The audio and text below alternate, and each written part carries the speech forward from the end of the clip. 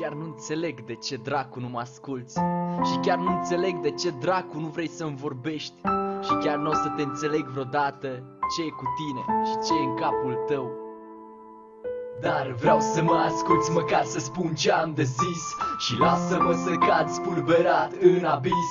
De tine am nevoie, că nevoia mea ești tu. Și mă doare că te știu departe în inimă la altul. Și totuși spune și fă-mă să te cred. De ce au durat 2 ani de zile ca în final să pierd tot ce-am iubit, o viață s-a dus într-o secundă. Văd chipul tău în ceață și am inima ruptă. Ascultă, privește spre tot ce-a fost odată. Auzi cum eu te strig, te iubesc, te rog mă iartă. Dar ea nu mă iartă și mă uită de tot.